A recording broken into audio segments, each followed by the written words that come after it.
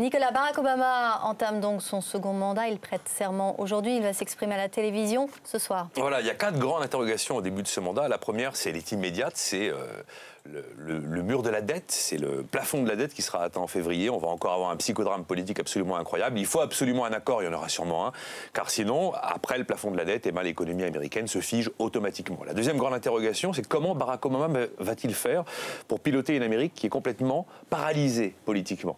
Il y a, vous savez, majorité des républicains à la Chambre des représentants, majorité des démocrates au Sénat. L'Amérique était habituée au consensus et ça ne marche plus aujourd'hui. Troisième interrogation, l'Amérique va-t-elle devenir fourmi? Est-ce que Barack Obama va être le Reagan de gauche? Il semble cette fois-ci très clairement décidé à tailler de manière très sévère dans les dépenses publiques. Et la quatrième interrogation, avec des hausses d'impôts décidées tout récemment et sans doute des baisses de dépenses pour réduire les déficits, est-ce que l'Amérique à son tour ne va pas se retrouver menacée de récession? Alors Nicolas, quels sont les défis économiques qui attendent Barack Obama? J'en ai relevé 4. Le principal défi économique, évidemment, c'est le défi budgétaire. On est sur des records absolus aux États-Unis.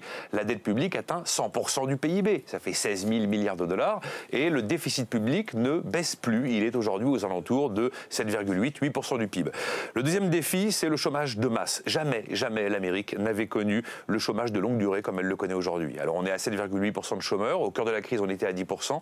Ça veut dire qu'aujourd'hui, il y a 12 millions de chômeurs officiellement aux États-Unis et probablement 6 millions de plus si on ajoute ceux qui ne sont pas pris dans les statistiques. Troisième défi, c'est la réforme de la santé. L'Obamacare a été entamé, mais il n'est pas terminé. L'objectif de rendre obligatoire la santé pour la quasi-totalité des Américains. Seulement là, encore une fois, les républicains sont très hostiles à cette réforme et ils le feront savoir.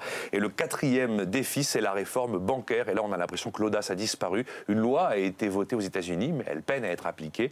Alors on peut espérer que peut-être dans la mesure où la finance a très largement soutenu Mitt Romney pendant la campagne, Barack Obama, pour son second et dernier mandat, sera un peu plus actif pour fliquer les banques. Alors Nicolas, ça veut dire que l'Amérique ne repart pas aussi vite que d'habitude? Absolument, absolument. Généralement, vous aviez comme dans les bons westerns, la cavalerie qui arrivait à la fin du film et tout allait mieux. Ça ne se passe plus comme ça ne se passe pas comme ça. Et notamment, le consommateur américain va moins chez Walmart, ce qui est un véritable indicateur pour l'ensemble de l'économie mondiale. Alors il y a un levier de croissance qui fonctionne très bien aux États-Unis, ce sont les gaz de schiste. Je ne sais pas si les gaz de schiste vont permettre aux Américains d'être premiers producteurs de pétrole devant l'Arabie Saoudite et la Russie en 2020, ou même d'avoir leur indépendance énergétique en 2035, mais les gaz de schiste, c'est un fait, sont un véritable levier de croissance, avec déjà 600 000 emplois créés.